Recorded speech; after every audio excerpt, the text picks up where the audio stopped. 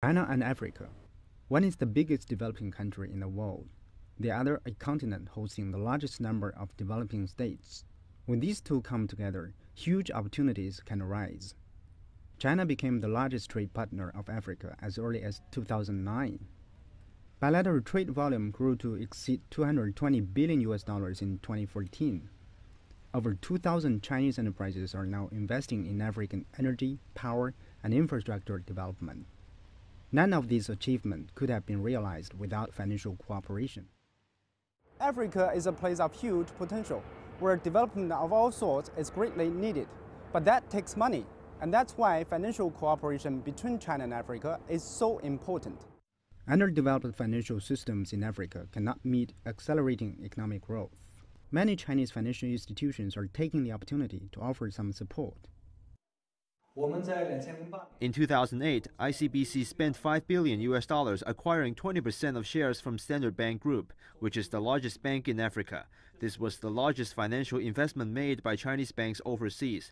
The strategic cooperation between these two banks plays an important role in promoting the expansion of Chinese companies in Africa and providing financial support for bilateral trade. Financial cooperation between China and Africa started as early as 1985. When PBOC initiated cooperation with Africa Development Bank.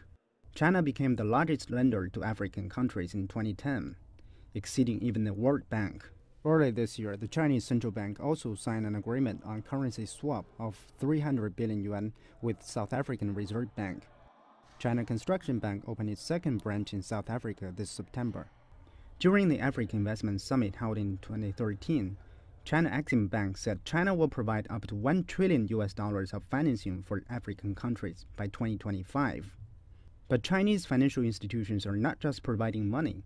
They are also exploring which are most efficient areas for their financial investments.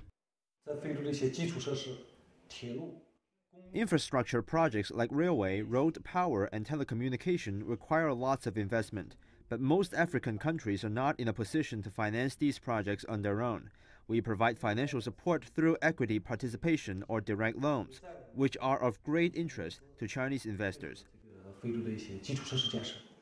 From providing direct financial service to matching the right projects to the right investors, financial cooperation between China and Africa has gotten off to a good start. As the benefits of enhancing financial partnerships gradually become clear, more institutions will follow suit to provide much-needed support for the African continent. Liu Xinqing, CCTV, Beijing.